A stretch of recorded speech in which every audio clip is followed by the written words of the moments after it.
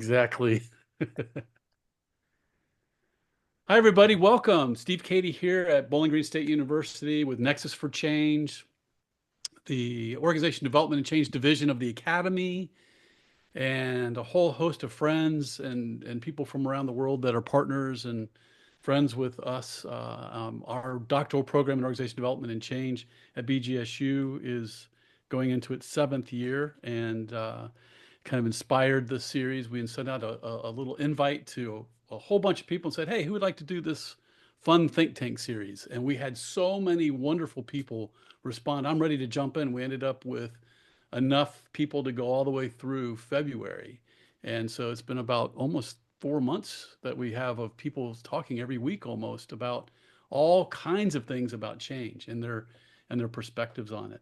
And today we have a really interesting gathering of experts and thought leaders around the notion of action research, which is a real passion of mine. It's become more and more a passion of mine as I've come to really understand the essence of that. And that's what we're going to learn about today is about that. And Carol will be guiding us through the process. And so we'll start with Carol and then she'll take us through the agenda and we'll have a nice fun experience. We'll go for 90 minutes. The reason for 90 minutes is to enable us to have a kind of a nice priming of the pump, so to speak, thinking from our guests, flowing into some small group discussion, and then time to really sit back and have a good cross-pollination of ideas and so forth as we finish up.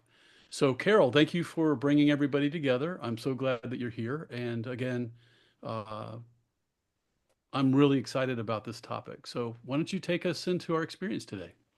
Well, I assume that the four of us, having had a planning conversation, are equally excited about this.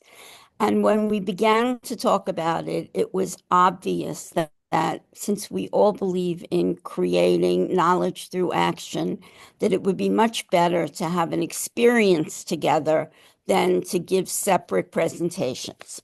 So I'm going to just start this by telling you that we come from very different action research definitions and perspectives, but we're all grounded in the basic tenets of Lewin and Shine and want this to be human-centric and work through action that's human and that's participative.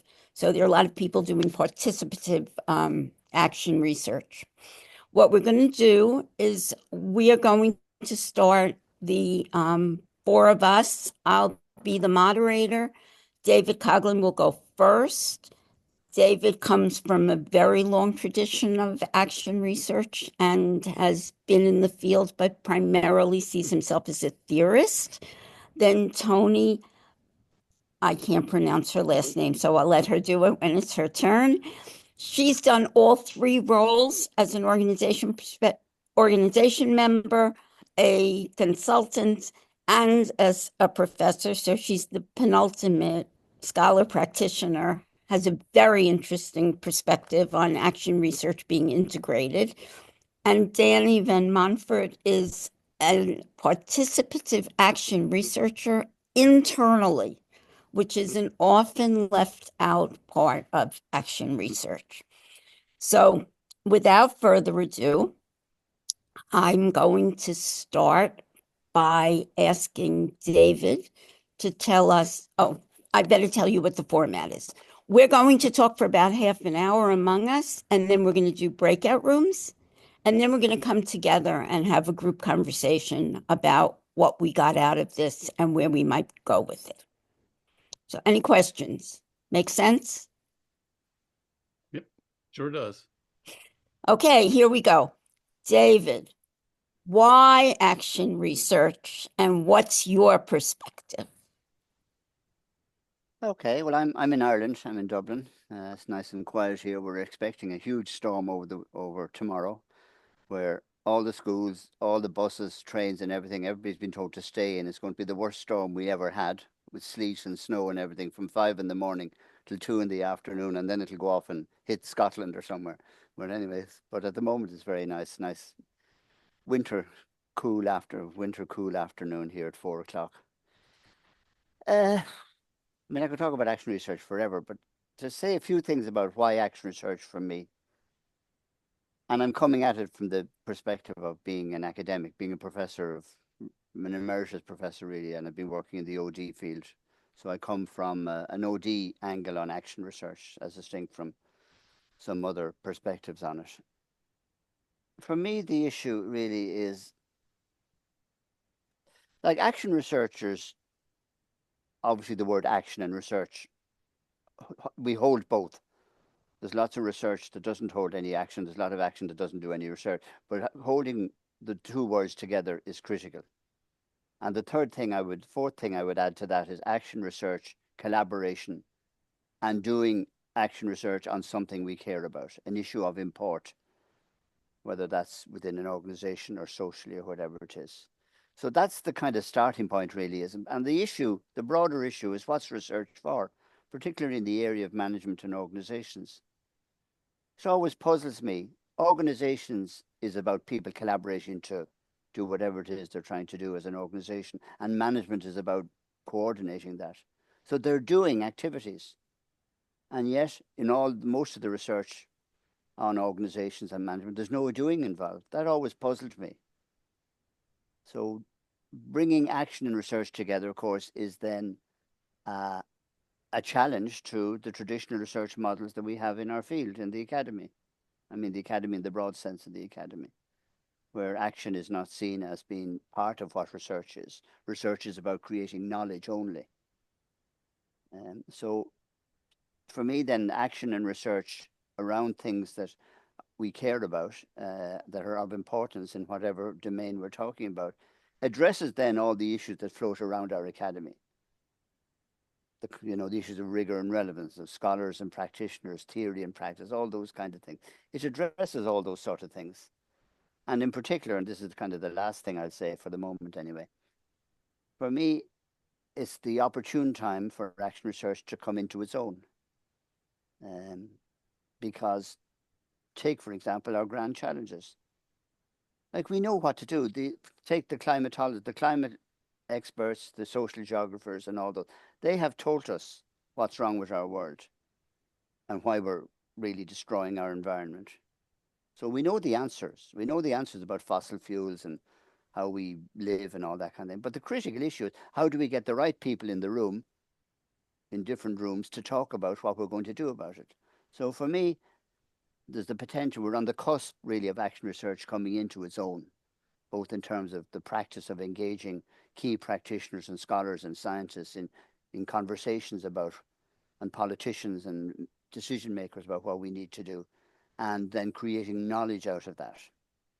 So that's my opening kind of couple of cents worth as to why action research. But for me, it's really critical and it's very important. And it's not, most research comes out of something interesting you find in the library. If I want to challenge doctoral students and be provocative, I'd say, how many of you have looked out the window and said, there's something I want to do something about? And they all kind of put their heads down because most of their doctoral topics come out of some interesting question in the library. Anyway, that's me for a moment. Back to you, Carol. Well, I can't help but tell you that the doctoral students in DODC come with their own passion. They don't come from the library, so that's an exciting perspective. Tony, what's your perspective on why action research? Thank you, Carol. My last name is van der Zouwen. That's a really difficult name for English speaking people. I'm based in the Netherlands, like Danny, and I come from a little bit different angle. I was a consultant and we had very nice advices and handbooks and procedures, but nothing changed. So I studied change management, and then I ended up with large-scale intervention, so how to establish change with a whole system of stakeholders, whatever that may be. And when I became a professor, I realized that it's also a type of action research. When you harvest the knowledge you gain from the large-scale intervention process, maybe others can learn from it too. So when action research is walking on the two legs of scientific understanding and practical experience, like my big master Francisco Varela said, he was also a biologist, and you need biologists to change the world. I started my career as a biologist. But what I notice is there's still a lot of attention for the creating the knowledge part, but not so much about how things are going to change. What's the change strategy? So I try to combine how to co-create change and create new knowledge as well. So that's my thing. And maybe, if it's okay, I would like to share one infographic. It resulted from my 7 years PhD research on large-scale intervention. When does it work? And I think the basic principles for participatory action research work as well, are the same. So it's this one.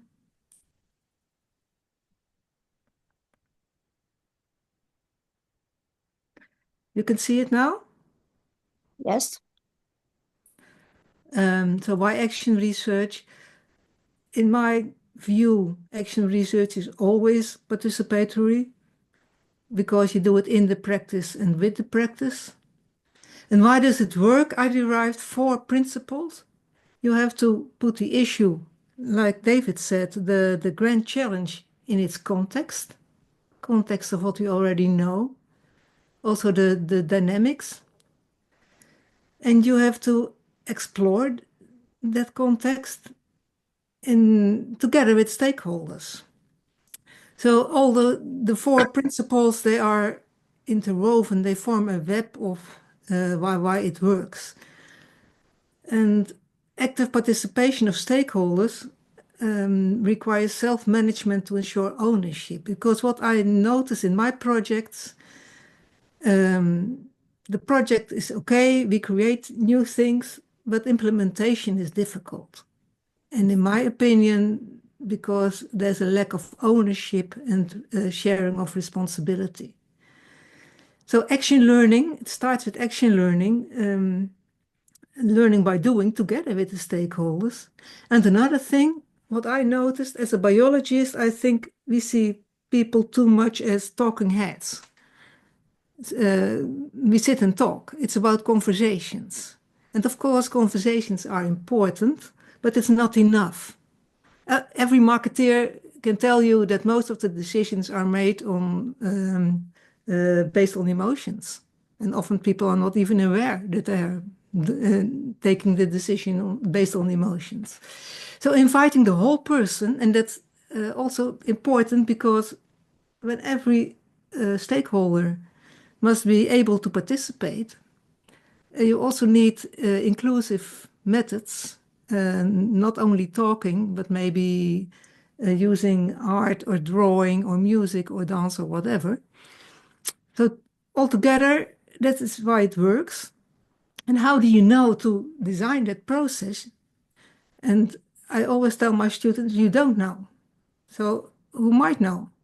The stakeholders you need. So you start with forming a small group. In this infographic, it's called a stakeholder leadership group. It's also called co-design team or planning team or whatever. And they are not a type of focus group or sounding board. No, they co-design the whole process step by step. And then there's a picture, you can have a look at it later, how the steps and effects. But you move back and forth between practice and theory. So that's basically my view on, I will stop sharing, on by action research. So it's about more attention for change strategies.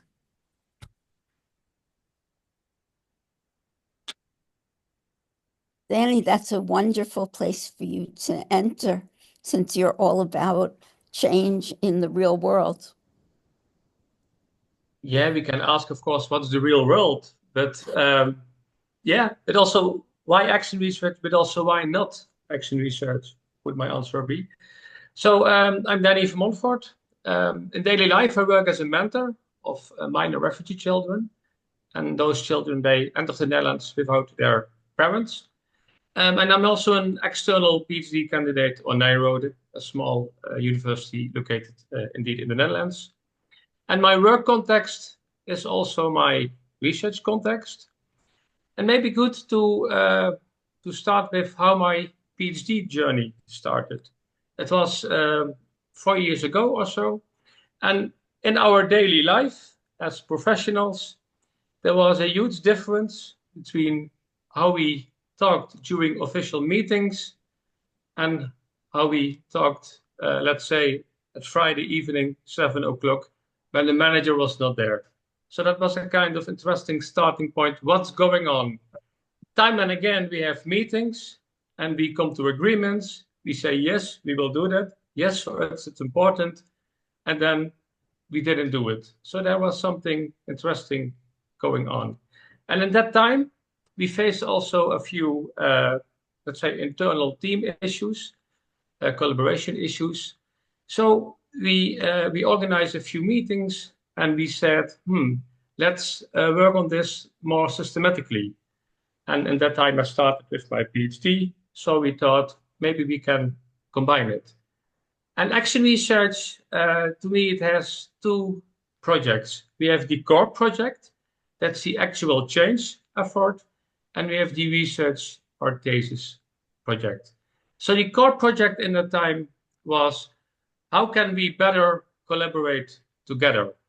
How can we use the differences in our team in a collaborative way? That was our topic. And the theoretical part that had to do with, okay, how do we translate from talking to doing? So there is a connection between both projects, between the core project and the research project, but they are different. And I'm an insider, so that's interesting. That means I'm really close to practice. I have access to all the formal and informal conversations. Although sometimes my colleagues know also, Danny is a researcher and he will maybe make notes of this conversation. So of course it has an impact when you are a researcher, even when you are an insider. But I think I come really close to what really happens in organizations. So we working with objective inquiry, and objective inquiry is a strength-based form of action research. It's action research with generative capacity. And how we enact our research is each 2 months, we organize an objective inquiry meeting. And then we talk for 2 hours on our stuff.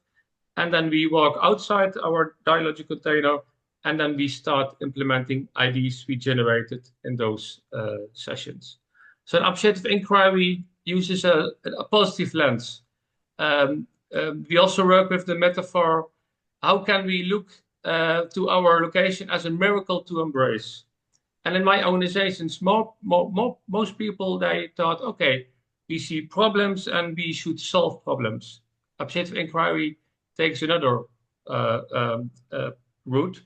Okay, what does work really well in practice? What are our strengths and how can we build on that? I think I stop here.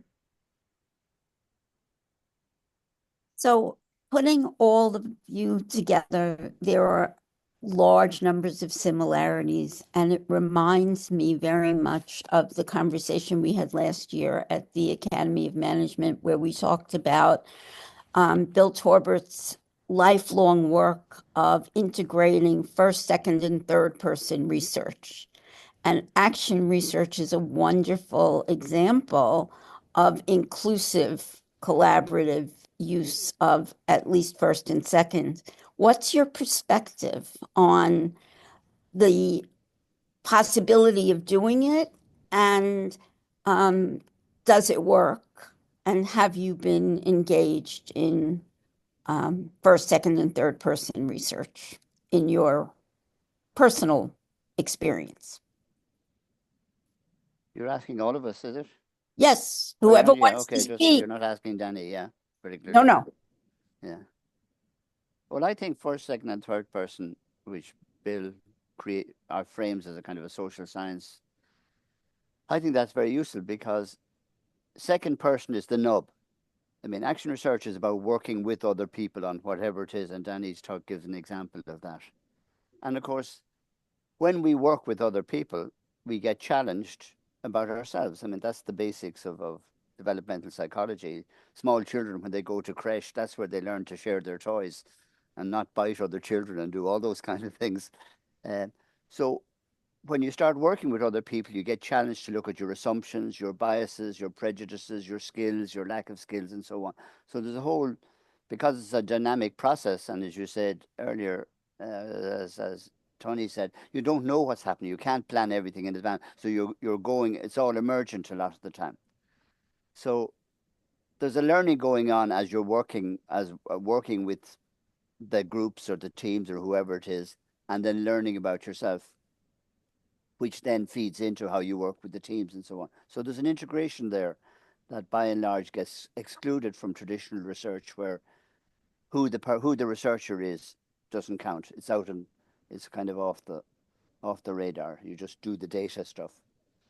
And of course, action research, the word research is important, so there has to be a contribution. You know, it's not just us doing what we're doing in personal learning, but we're actually trying to offer something to a wider world outside of the context in which people are engaged in this. You know, so I mean, you could go back to Dan and say to Danny, okay, I hear what you're saying. I hear what you're learning about being an insider. What are you going to get a doctorate for? And I think it's really exciting that you're here, Danny, because doctoral students, when they come up with action research, a lot of professors say, oh, no, you wouldn't try that. That's not real, or it wouldn't work. Here's somebody who's doing it, and it is working, and he's very good at creating what he's doing and so on. So I think drawing on Danny's experience as a doctoral student, I think is a key point of conversation, I hope, in this conversation, this think tank that we're doing. Well, I'd like to interject that Dr. Katie has a huge commitment in action research and practitioners being the people in the program. So we might want to say something at this point, because I'm sure he relates well to Danny. Would you like to speak, Steve? Sure, yeah.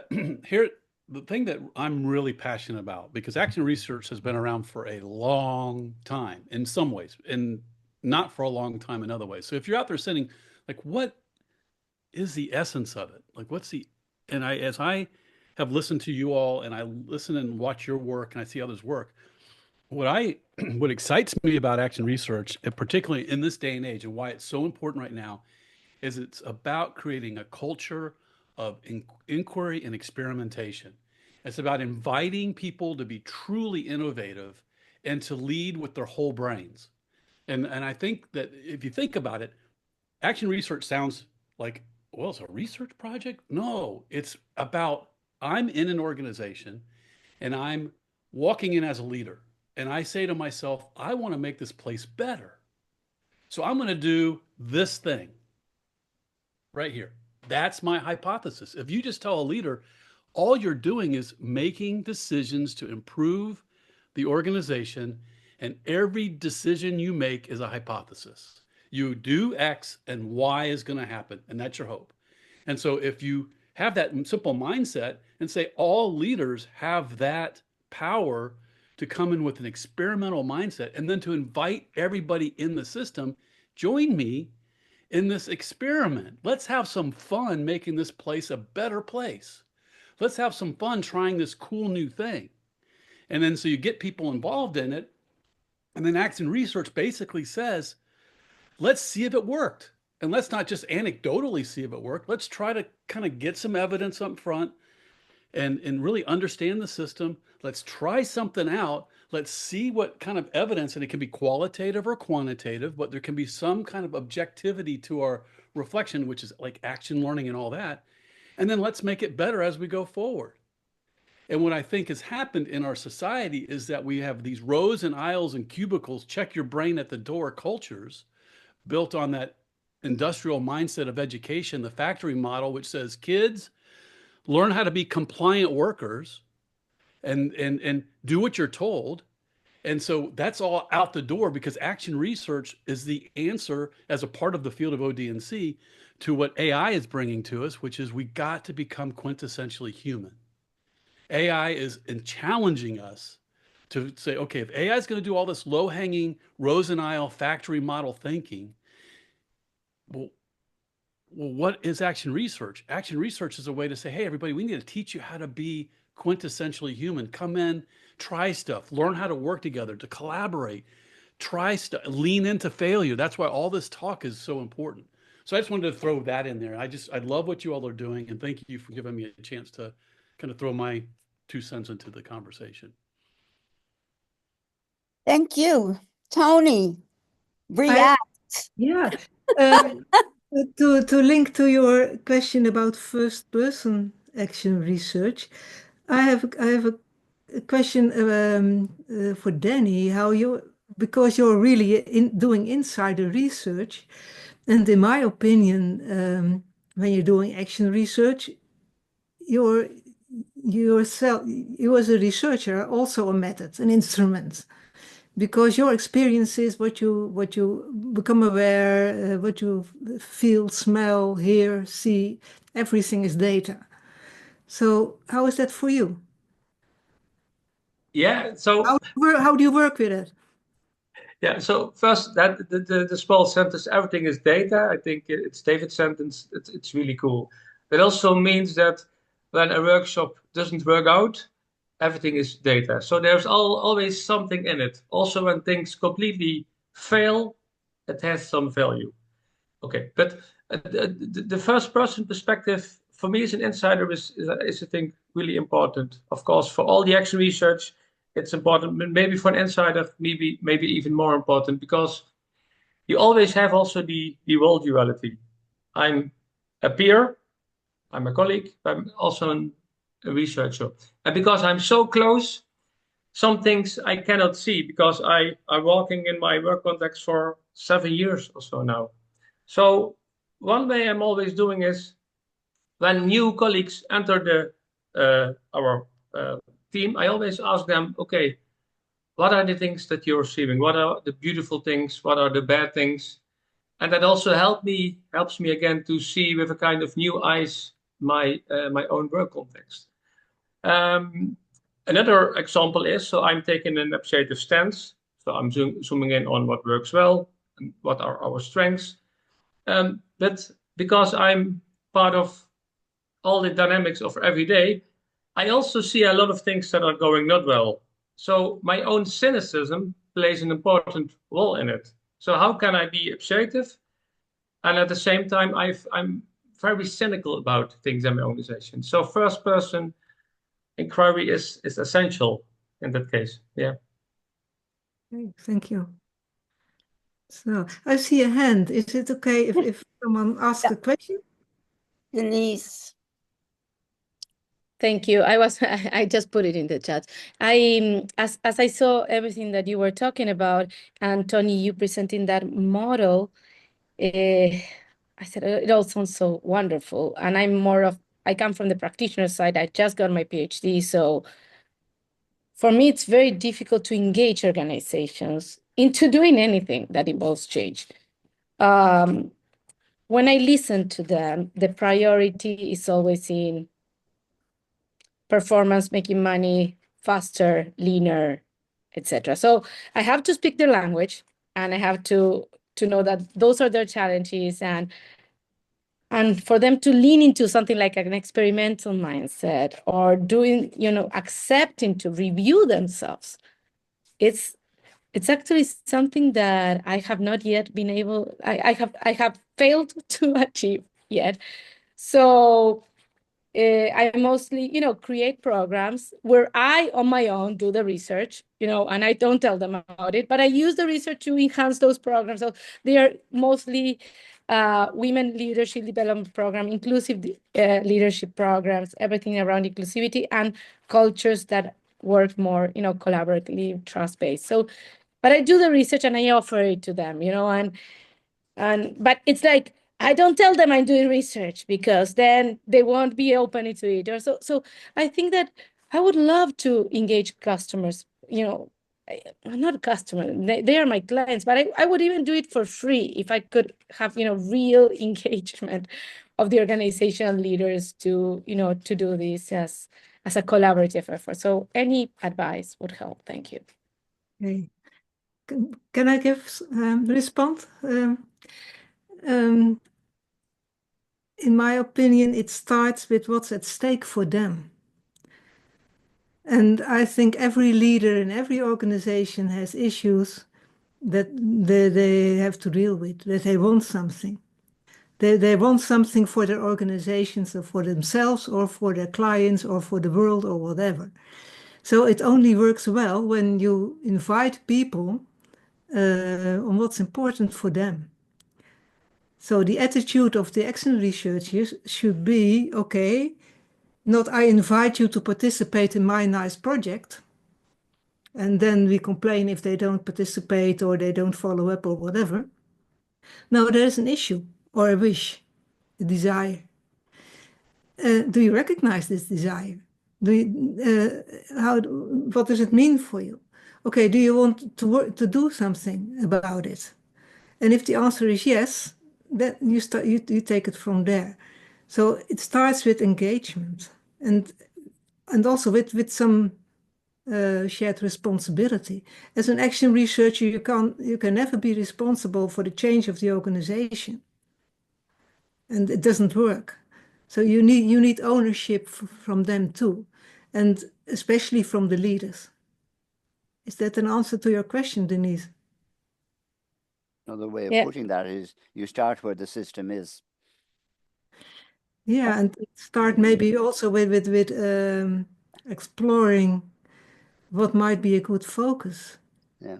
And the first orientation may take a long time, and what language to use.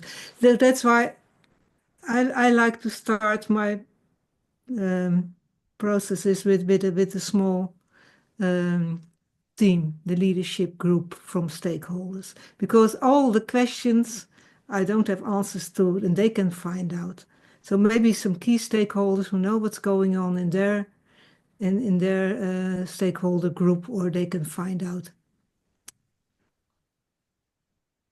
The topic other thing we is could go underpinning that on is for a that very no long two- time. That Yeah. no two action research projects are the same. No, You of course. always, everything is unique. And it's not easy. It's not easy. Yeah, it's hard work. Yeah. But I think Not a also, problem to solve that you have an answer. And there's a very interesting chat discussion going on. And I think I'll read it to you because it started with, how do you get paid to help someone solve a problem who doesn't believe that they have a problem?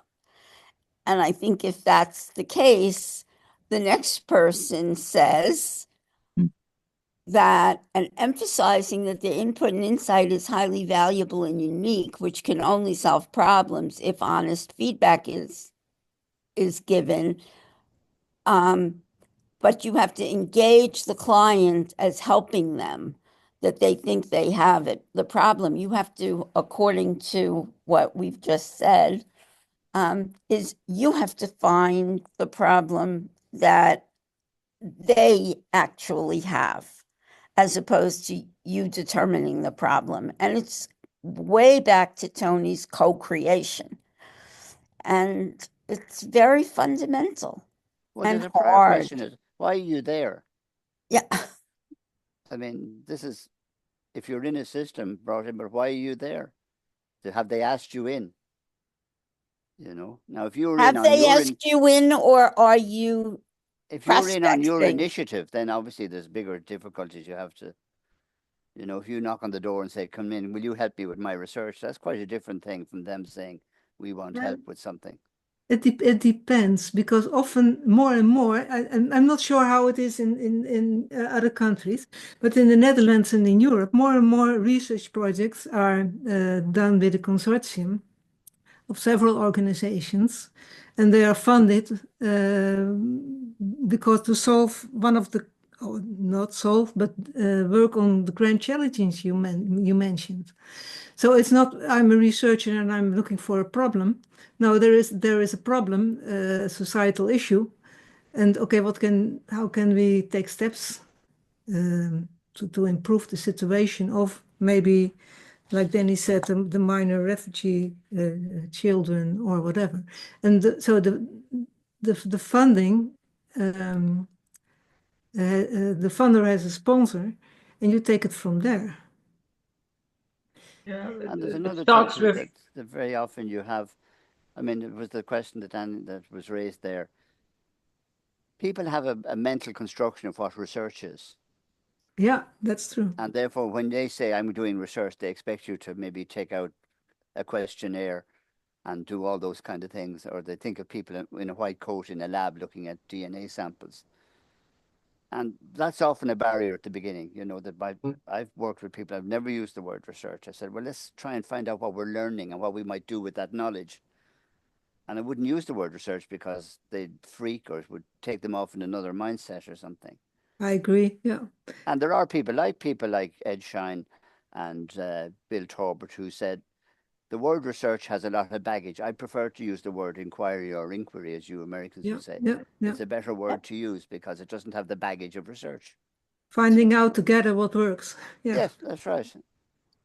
I have to interject what Dr. Beer said. He never works with the client that doesn't ask him. That's a wonderful principle. Dr. Beer, how do you get to that point? If they don't, can you hear me? Yes. Yeah.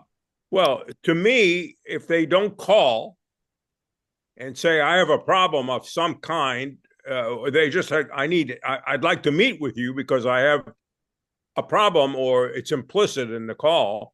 I don't get started, and then I start with the question: is what is the problem? And usually it's around performance. It starts with performance. And then I basically say to them, you have to lead an inquiry process. And we have developed a structured process of inquiry that involves the organization in the conversation.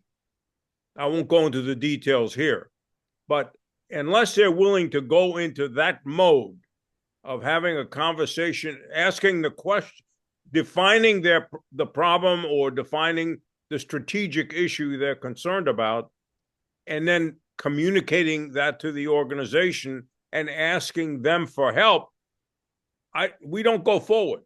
That's it. They have to be willing to ask for help first from me and then from the organization, because that's really who's going to help them. So to me, those are principles, and I don't go to work with anybody who isn't willing to do that. Well, that's a very good place to go into breakout rooms and continue this conversation. What's your reaction to this? This being the very large part of what's action research or why action research, and more specifically where we've got to now with how do you deal with getting in or the clients. And in the meantime, I understand that John Hibbs has his hand up, and let's close with whatever your comment is, John. And then Lisa, will you put us in breakout rooms? Oh, Carol, you're very sweet. I was prepared to keep my mouth shut and just go straight into breakout rooms then. I wouldn't allow that. So it's been fascinating. Thank you so much. And a really very, very quick story. 15, 20 years ago, I was asked to come and help grow a small architects practice. And they had about 7 guys working out of one room. And so I joined the team, and we grew. We doubled in size pretty much kind of in turnover, sorry, pretty much every year for about 10 years. Opened an office in another jurisdiction, grew the team, it changed everything. It was wonderful. It was all human-led. And I realize now, listening to you talk about action research, it's like accidentally, that's what we were doing. We were going back and forth between practice and theory. We were continually measuring. It's structured just enough to give it some structure, but it was so free and fluid, and it was wonderful. And I never ever wanted to leave that company. And then the other directors at some point just said that they had enough and they didn't want to sort of keep going. I couldn't believe it. We were so successful.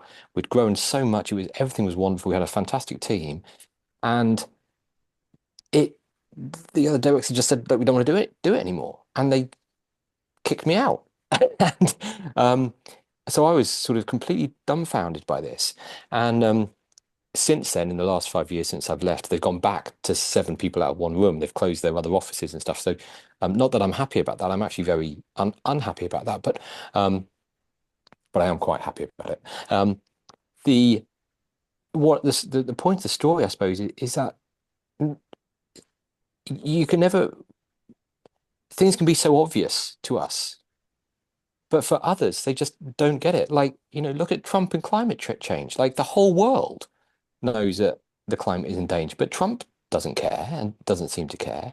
So and Denise, then on to your point about, you want clients, you want to try to engage them in this process. And I think for a business, you survive or you die on your clients, and they become either your ambassadors or your terrorists. And if you can surround yourself with clients who are your ambassadors, then you win. If they end up being terrorists, you're in trouble. And I have found that the best way to do that is to be completely open about who you are as a person, as a business, what you stand for, what you'll accept, what you won't. And if people hear what you say and you're standing on the street talking about what you believe in, then the right type of people will come to you. I am certain of it. They'll come to you and they'll surround you with love and purpose and energy and money, and they will be the right sort of clients for you. So please don't give up. Before you go, Carol, can I add? I want to add something to John's story because I think it's very important. Of course. For me, publishing or dissemination is key, and I would question whether you're great, obviously very valuable experience with the architects. But if you didn't try to disseminate it or publish something, now I know publishing is an academic kind of word, it's not action research. It's action learning. It's learning by experience. It's reflective learning. It's all the gold standard thing. And people often say to me when they hear about cycles of action reflection, they say, I've been doing action research all my life. And I say, well, what have you published? Because that's the word research implies explicitly bringing what you've learned and what's gone on to a broader impersonal audience who hasn't been there. So Quite right. I just want to add that to what Yes, John quite said. right. Quite right. Okay, sorry, Carol. No, that's a really important piece, the reflection and getting it out there. Yeah, getting it out there, I think, is part of the word research. Okay. You assume that there are publishers out there who will accept it. Well, publishers is a book thing, and it's an article, it's a journal thing. I know we've got to. That's our world of academics, but there are other ways of disseminating that. That's the point. Particularly nowadays in I'm not sure I totally agree with that, David. Yeah. The research is the manager's research. The manager has to research through what I call an honest conversation about what the hell is going on. Yeah. And if you choose to publish, which I'm all for, I published a lot, that's a second order question that the action researcher has to decide they want to do. It's going to be to wider knowledge based on what they learned from that experience. Okay, well, let's agree to differ. But I take your point. Of course I do, yeah. Depends on who is responsible for success. Yeah, well, that's another matter of of contracting to publish. Maybe that might be a good topic to discuss in the breakout rooms. And what defines success? So let's go to the breakout rooms. And who defines the success? Yeah. Correct.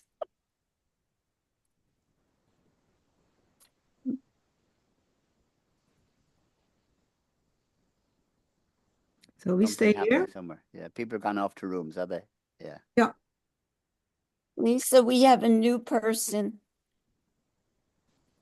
So just hang here and have a conversation. So keep the conversation going because it's being recorded so others can listen into you all reflecting with each other. Wow. So taking out also the point of Denise, as an insider, there are always a lot of problems, practical puzzles, things we can improve. So access as an insider is, of course, not a problem, especially when people trust you. In the beginning, it was sometimes a bit hard, but now teammates and also other people in the organization, they come to me and they ask me, oh, what can we do? Can you maybe craft a process or whatever? So it's yeah, when you're in an organization, there are many practical puzzles, and all the practical puzzles can be the starting point for an action research project. What if your research team consists of insiders from different positions? Actually, I'm guiding a learning course now, learning on the job action research process for a hospital. They have a real problem, challenging behavior of patients, and it's a growing problem. And several sectors of the hospital are dealing with it. It's from ER to psychiatry and some other sectors. So now five departments are participating. There are nurses, doctors, team leaders, team managers, policy makers, 19 people. And they, together for a year, they are working on, okay, how can we collaborate dealing with this issue? And also share new knowledge. There's a PhD student from Radboud University working on it. So that they're all insiders. And it's not easy to say, but it's fun doing. They enjoy it because they have labeled time to do their project. And normally they don't meet each other from different departments. And doctors and nurses, they don't work together on finding out what works. So they really love it, but it's not easy. And one of the problems can often be rank and power. Hmm. You know, if you more senior people and more junior people. Yeah. And how that gets expressed and how that's perceived. I remember anytime I've ever done work with military or police, Yeah. I've said, come in jeans and t-shirts. Yeah. Because if you're in a room with somebody who's got medals and epaulets from one shoulder to the other, it's very hard to say, for somebody junior to say, well, actually, I don't agree with you. Yeah. But they all come in jeans and shirts. So And then you've, But it- especially in healthcare, is very hierarchical. yeah, Hospitals. very. I had a student, and she was the hospital she was in. There was a building in the corner of the campus, an empty house, and they decided that they were going to use that house for basically drug treatment. So to take the drug addicts out of the main hospital. So they were going to have needle treatment and needle exchanges and counselling, and although we're going to be in this building in the corner of the campus. So she was tasked to set this up, and she had obviously there was a lot of architectural and building stuff to negotiate, but her main action research group was her that she chaired had some nurses from the hospital, some drug treatment experts, social workers, the local police, and the local doctors and the community nurses. And they were working away and they were planning all sorts of things and they were having really rich discussions and everything. But at one particular meeting, anyway, there was some document that they didn't have enough copies. So she went out of the room, went downstairs to the photocopy and ran off another 4 copies. And she came back and she reported that when she was out of the room, all hell had broken loose. All the disciplinary rivalries and antagonisms had surfaced, and they were pretty well shouting at each other and dumping on the nurse, because they always dump on the nurse because they're the look.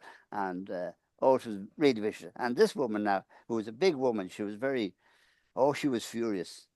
And she said, that's the last time I'm going to leave them on their own. And if there's any photocopying doing, someone else will be doing it. And she was furious. And I said to her, okay, I see as director of the project, the core project, as Danny would say, that this happened. How about as a researcher, you being delighted it happened? And she said, what do you mean? I said, you've discovered that you're not this nice, tidy, multidisciplinary group that you thought you were, that you have such control over the process and the agenda that you've kept any kind of potential conflicts across disciplines out of the conversation. Now you've discovered what's really going on. Yeah. So can you be delighted it happened? She said, it might take me a couple of weeks to calm down. Yeah. That's one of my messages to students. When you do action research seriously, you cannot fail because you're always discovering. Everything is data. That's the great Yep. thing about action Yep. research. Nothing happening is data. Yeah. Everything is data, which is a But great. indeed, the power dynamics also for the dialogue containers we are working with, it's sometimes a problem. And so in my own team, we are used to it. So management also says something, okay, today we will not attend the meeting. It's better than you can discuss things on your own. And also when the managers are present, they also take another role. Okay, we are all equal actors in the meeting. And there's not one truth that's more important than the other truth. So the truth of the manager is not more important than the truth of a mentor. And also for a new project I'm involved in, I also say it, okay, we have managers, we have professionals, we have policy, but we are all equal. Today, no hierarchical things. Of course, it's a fantasy because people always feel hierarchies, but I think we should reflect on it. And also as a convener or as a facilitator, I also can guide that. Yeah. Yeah. Yeah, well, action research is subversive in that way because it encourages participation and collaboration and democracy. Yeah. So it is subversive. Yeah, but still, that's often said, and for me, it's not really about democracy, although that's part of it's more about sharing responsibility for your life and for your world. Is that democracy? I'm not sure. I'm now making a podcast series on creating a level playing field for collaboration. I invite guests to share stories of what works and what didn't work in creating a level playing field, because of course we strive for equity, but in fact there are always power differences. We are not, we do not have equal power. So, but when you want to work on an issue that you recognize as a problem, that you have a shared purpose, then it's for me not about. I seldom use the word democracy. I don't know why. So it's interesting, different perspective. We have to find common ground to work on that towards that purpose, whatever that may be. So I think that's part of democracy, but it's a task-driven or purpose-driven process. And of course, you learn things and you want to share what you learned, new knowledge, and also about the research journey. That's another part, maybe sharing the research journey. I don't see that it's done often. What did we learn from doing action research? I think another thing that comes out of what you're saying there, Tonnie, can be very important. How do you give voice to the voiceless? I mean, there's always the people whose voices are not heard or tend to be not heard well. And it's always a challenge then to... And that's why you need someone with experience from that group, an insider, to share, okay, how can we do that? Because I don't have access to them, but maybe they know someone who has access to them. Like a question to Danny was, do the boys, they're not children, but the young people, do they have a voice in your research? Yeah, we did several attempts, but there's also a cultural difference, and they are used to, okay, you're the mentors, please tell us what we shall do. It's for them really strange to speak up, to say we want this. Of course, we have a monthly meeting with them, so that's a beautiful way to have their voices. We also once we did exercises with art persons, so they made paintings of their 5-star refugee shelter, but it's really difficult for them to say, okay, this is my voice, this is my opinion, and yeah. Maybe, like you said, with the arts, look for work forms like that. Maybe, the river of life, something meaning making work form or whatever. Because conversations talking about, especially when you're from a different culture, different languages, it's very difficult. That's also why we engaged in making drawings. And now we will also plan to do an activity with Lego series play. So Okay. then people, they will work with Lego, and then we will see if that, what that will bring. Just try, and ask them, okay, did it work for you? Yeah. So Language is indeed, in my context, and culture is a big thing. yeah.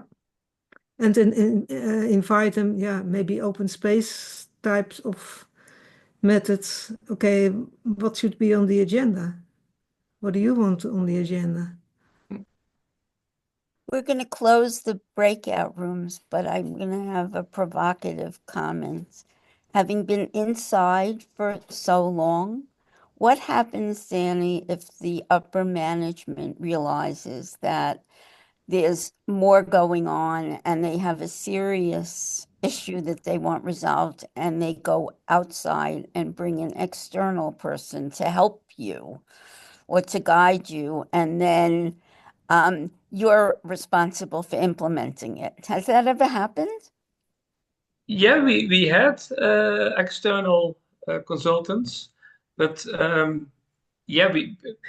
but the beautiful thing was we were able to have an honest reflection on that, because how can I say it in a so it was not a good training. It was a kind of the experts and they are telling what to do, but they didn't get to the real conversation because it was too official, and they did as if they had the real conversation, but the impact was not there. And we integrated to some extent with the Action Research project, but no, it was not a problem. But it's a great question. It can be because they also took a completely different angle on it, and Tonnie probably has good advice about that because she's often that external person who overcomes it, right? Yeah, but also I found a way, all the questions I have that I don't have an answer to, maybe I know someone who can find out. Because normally we think that we as an action researcher have to find all the answers, and we can't. So who in your environment has access or knowledge or experience, who can find out? So and that's why we are coming together. We will figure it out together. Yeah. That's the core of action research. Oh, and everybody's coming back. Welcome back. Welcome. Welcome.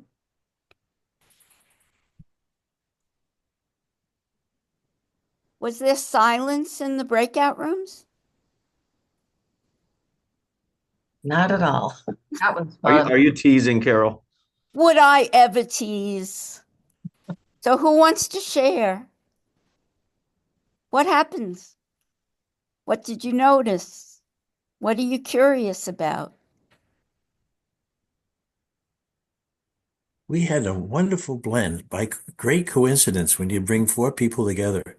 We had Gwendolyn, who is deeply involved in Detroit housing as a community leader, but also practitioner, but who's engaged in working with academics in her university to try to get more dissemination of what's going on going. It was great. We have Don, who's came in from the world where everyone did work in teams and seemed to have quite a bit of interchange, and now is working in academia where she is not allowed completely the freedom that she had before, and wondering why. But she wasn't complaining. She's a champion. She's going to make some change. Then we had John Hibbs, who comes from a very different world where he counts on researchers for the design of the survey and other tools that are used by Coefficient, but also puts a tremendous amount of humanity on the scale. And I could go on, but I won't.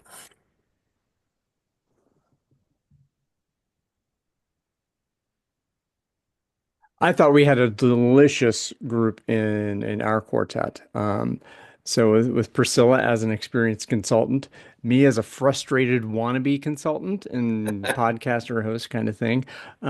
Peter, who is obviously a master coach in this domain of thinking about how we go, and oh gosh, who that I forget your name. Who's in there from doing sustain a PhD candidate doing sustain Tobias, yes, Right. doing sustainability research. So I think it was great to have a system of playing off each other and seeing what each of us might need and what we see. And of course, I had to bring my energy of God, I want to get some clients into the room and how do we inspire them to to turn on the light to see that problem. And I got a lot of value out of the room. So Well, what kind of questions are you bringing to the larger forum now, Dave and Ryan? Just to. There's a yin and a yang in everything. So the yin is what we're talking about, the freedom of mind to get people to collaborate to address serious problems and try to get some solutions to publish them. But the yang, the counterforce, the force that John meant in his story, the closed down people, no, that's not research. We own research. That's something else. Those forces have always been around. But David, let me go to you. You kind of worked in the middle of those forces, haven't you? The yingers and the yangers. And who's going to win the game? Oh, we knew who was going to win. I'd make money. No, it's And so would Ryan. Yeah, it's the dialectic. That's what we're at. That's why we're doing it. That's why it's a struggle and that's why we enjoy it, because this is life. And that's the exciting thing about action research. It's real life. We were saying that while you were away, while we were talking, was one of the great things about action research that I encouraged doctoral students. Everything is data. Like nothing happening is data. A blow up and conflict is data. You mightn't like it, but it's data. And everything is action too. It's not only data. Everything you do is an intervention. Yeah, that's From right. the first call or the first meeting or the first whatever, everything is an intervention too. So it also requires a different attitude, I think. An interesting observation, if I may, about the breakout rooms is, and this is not in any way a negative, it's just an observation, that we went into the breakout rooms with no cohesive, universal sense of purpose. And as such, very quickly ran out of time. Everybody had a different sort of, thought about what it was about, and then you're playing with that dynamic in the limited amount of time. And that probably mimics a lot of what, we all have to deal with on a daily basis. That's exactly it, Peter. Yeah. Yeah, it's real. Yeah. If we had given very specific orders, come up with A, B, and C, I don't think I would have met much of my fellow group members. I wouldn't know much about them. I just hear them think about A or B or C. So it's one of those dialectics that David just talked about. Mm-hmm. Yeah. But thanks for venturing that, because I think we've all lived it. Peter, you know what you just said, it happened to us, but I remember a PDW in AOM in Chicago where there was a professor from INSEAD. They got us to do exactly that, they had some toys on the table but nothing, no instructions, whatever happens. The only thing that we were asked is to be aware of ourselves. And so I was like that, and I sense like a part of me trying to, okay, what's the purpose? And then a part of me saying, let's be an inquirer, let's listen and see where this takes us, no? So this first, second, third, fourth position, what are we talking about here? What is being built or understood from this conversation? In our case, I think it was, path towards sharing, and it has to do a lot with self-love and self-worth. It was very personal, but it was also social. What can you do with that afterwards? So it was interesting. Great. I want to hear what happened in the other rooms. Priscilla? So, well, I was in the room with Ryan, and I would say part of the challenge of that, thank you, Dave. What I loved about it was that we were hearing real world problems and issues that everybody was working on. And hearing what Peter had to say gave me a different perspective of how are you engaging people in the thought process of solving the problems of their own, which I think is a huge part, Ryan, of being a consultant, helping them, as I said in the chat. So, okay, other groups. I did want to add to the prior, and similar to what you said, Priscilla, really is a post I just happened to read last night. A student fell asleep in lecture, and when he woke up, he saw there were two math problems on the board, and he thought, oh, I guess this is our homework. And he studied all night, and he was doing all this research, and he came back to lecture the next day, and the professor never said anything about the homework. And he asked about it, and he said, no, those are problems that have never been solved. Well, because he didn't hear that negative instruction that these cannot be solved, and he solved one. He's been noted for it since, but he didn't have that hypnotic suggestion that, right? So it's similar to when we went into breakout rooms. What are we doing? I don't know. I mean, I was the one that ended up talking the most. I told my whole life story, and I got some feedback, and it was great. Right? But we do all have something to bring to the table. And if we are given this stupid assignment, right, to be a one way, which is the whole of society, it's kind of boring, right? So it was really nice, and kind of put me out there because I just ended up being the one that did the most talking. But to your point, exactly, Peter, I mean, I love that we have so much to offer, so much more than society constrains us to, right? And that was actually my entire talk in the group, in the breakout. So thank you so much for this beautiful community here. I love it. It's my first time here. Thanks. I think Michael had his hand up there, but you got to get off mute. Off mute. Michael, get off mute. Michael, we can't hear you. There are three of us, and I was asked by one of them to talk about my own thoughts about this problem, and then it turned out to be and I shared some of my assumptions. By the way, one that we have not talked about, and I don't know that we explicitly talked about in my group, is that the consultant, the action researcher, has to be willing to take a risk, which is not to work with that organization, particularly if they're being paid consultant. They have to be willing to say, okay, I'm not going to work with you. But anyway, so it turned out to be more a Q&A with me as opposed to a conversation. And I, in many ways, regret that, but that seemed to be what they want, what the other two wanted from me. At least it started. I started a conversation. I started telling him what I thought were the principles, and we explored those. But we didn't really we didn't start with them and their own experience in action research. So that's what it is. Carol, can I share a little tip that I learned many, many years ago from a master of sales? that You I don't think is have to relevant ask to what Michael just said? permission. Okay. It's what's called the 4 SWs of sales. The 4 SWs. And they go like this. Some will, some won't. So what? Someone's waiting. And the moral of the story is don't waste time with people who aren't ready. Somebody is waiting for the gift that you have to give them. You just got to go find them. I like that. Right? Yeah. Yeah, there you go.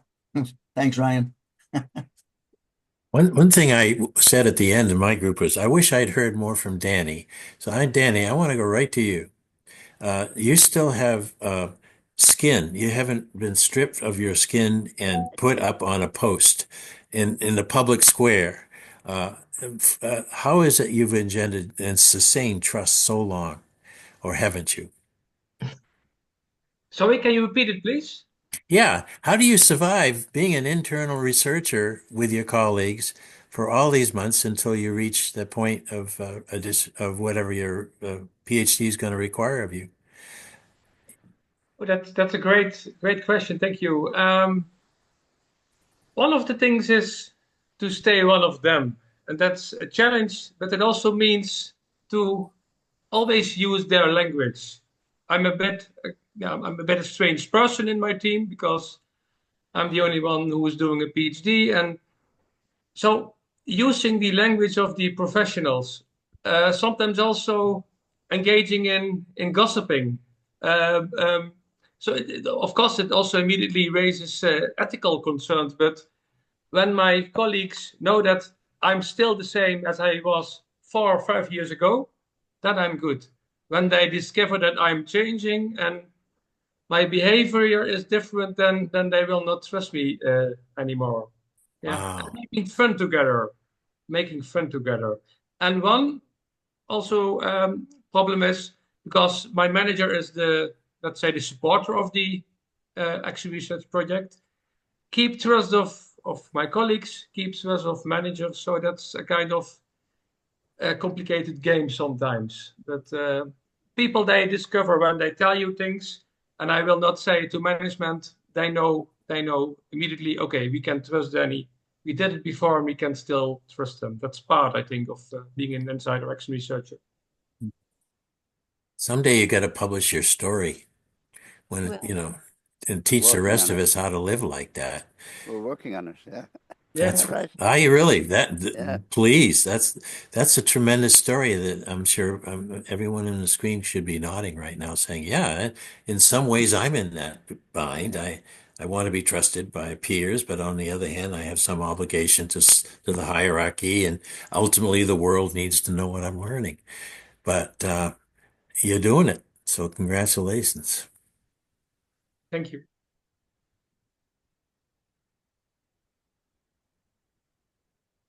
Was in my group speak up about what they think our conversation was about.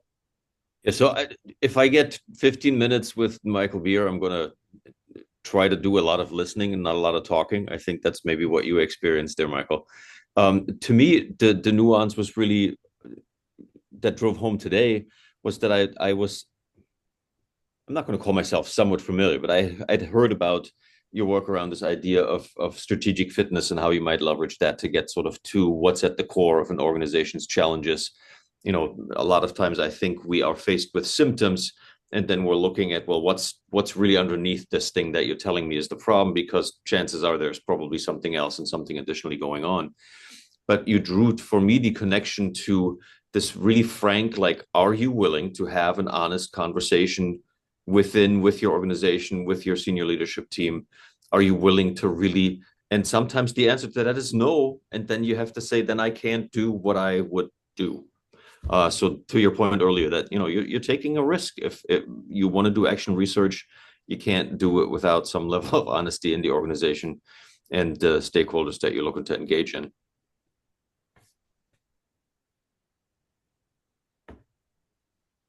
Yeah, we haven't used the P word, politics. I mean, life is political. All research is political. I met somebody recently and she did a big survey in an organization and the manager came back to her and said, I want you to take out question 7.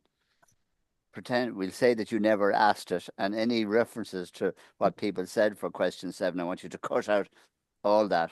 Otherwise, I won't let you publish it. Yeah, Wow. that prompts me to think about it. There's 2 things I'm curious for you all to give me some feedback on. One is what you just said, David. When we do this work, the output is to share the knowledge, the learning in a way that will be compelling or scale itself out, right? So how do you write up the results for what you've experienced in a way that will help others understand that what we're doing worked and had an effect, and maybe we should try this particular solution, and as well as the way we came to the solution? How do we write up the way we came to it so say that collaboration worked?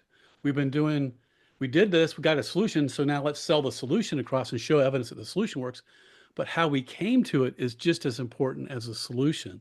It's more important. Right. And more important, right? So how many people, or what role does writing? I wrote this thing, the written word can change the world, and it's the only thing that ever has. And in many ways, how are we writing up what we are doing and how we're doing it, along with the results of what we've come to, and taking the time to do that? I think that's a big issue. The second one, and I'll just throw in the second one, Tonnie, so I'll get out of the way, but I'd love to hear your thoughts. The second piece relates to it, and that is it's marketing. Is action research a term that doesn't quite have the face validity to help people understand what it really means? I mean, it's not to throw out what action research does and how we do it, but is the term itself sometimes a roadblock to people wanting to use action research? And do we need to think of other terms like evidence-based management or whatever it might be? So, but Tonnie, I'm curious what you think. Yeah. First, I agree with David. Maybe don't call it action research, but somehow at some time you have to.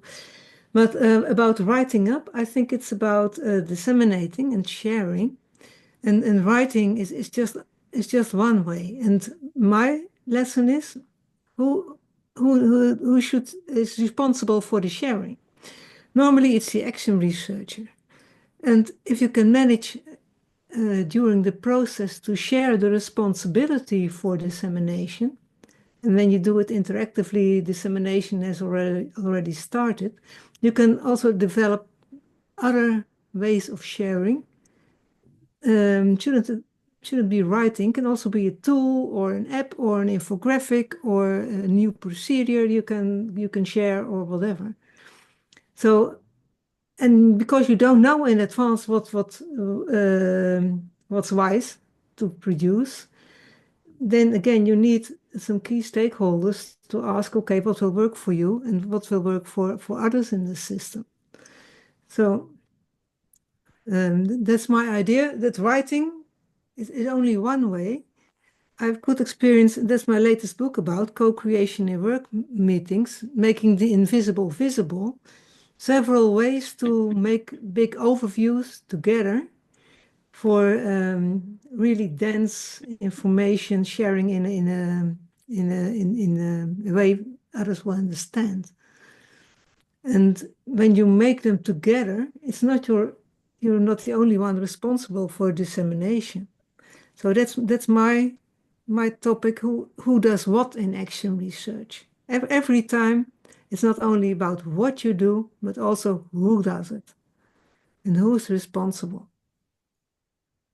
Of course, since I'm a doctoral student, my audience is also the academic audience. So my outlet should be a paper or whatever academic journal, but also for the internal organization, that's a different story. And for that, we can, of course, ask my colleagues, my managers, okay, how can we disseminate the findings further to the wider organization? With the academic part, it's something, also because I'm a doctoral student, I should do. So I think it's also about what is the purpose? On the one hand, the purpose of the core project, but also the purpose of the research thesis project. Yeah. I think some people, they're doing action research without doing a thesis project, without doing a research project. Yeah. Well. And also what counts as knowledge. Well, what I notice still in many academic papers or theses, there are very little visuals. because visuals do not count as knowledge somehow. So why? Silly. Why so? It's so silly. Yeah, it's very silly. Yeah. Just oh, that's knowledge. That's not. Come on. Come Text is on. text is small in small fonts. That's knowledge. And watch your margins. Denise has her hand up there, too. Yeah, I have a question to you and all of the very, experienced publishers and in action research and OD.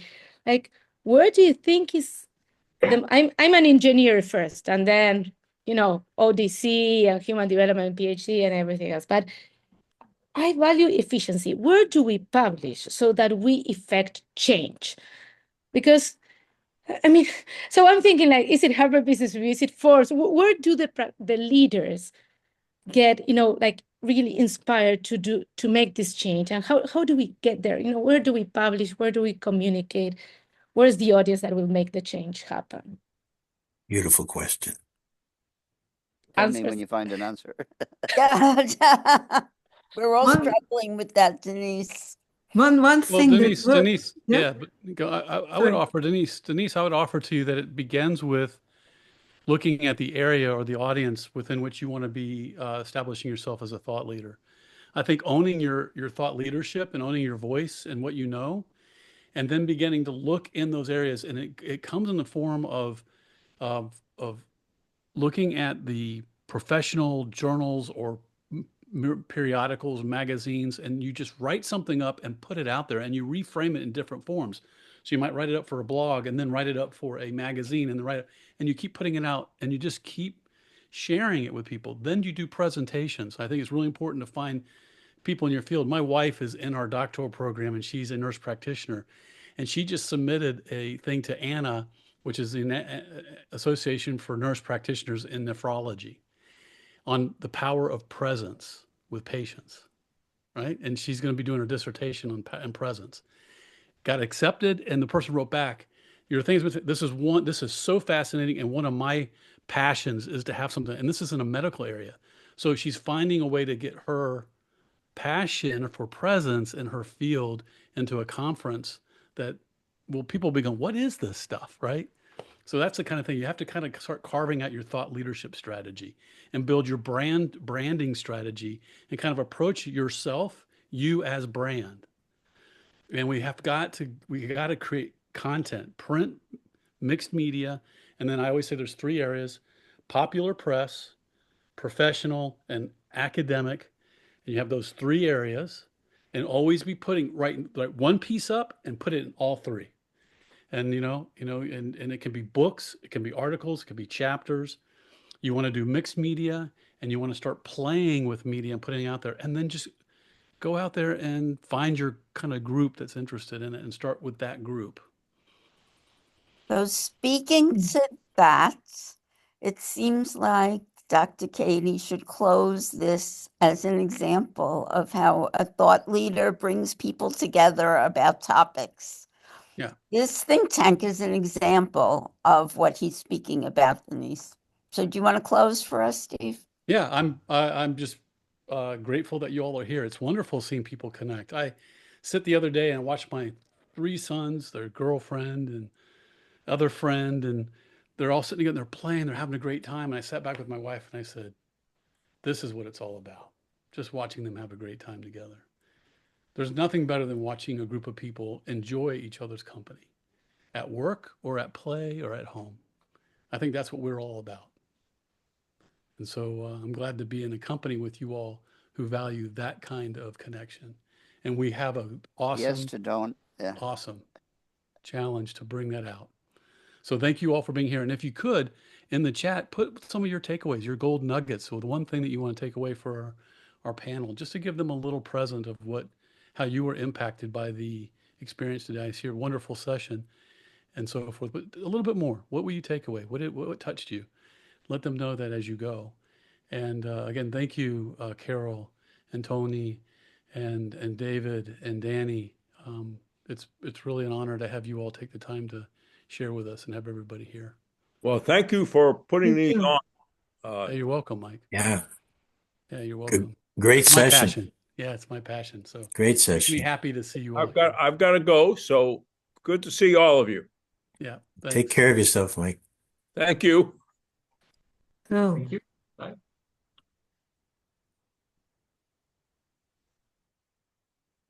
Thank you for doing this. This has been wonderful. Thanks, Priscilla. Carol, for putting it together. Glad to Yeah. see you. Thank you, Carol. Thank you, This Katie. is my passion. So thank you for coming. Thank you, Carol. Thank you, Steve, and everyone. Thank you. Appreciate it. And Tony and Danny and David, you were wonderful collaborators. Now we have to do something together.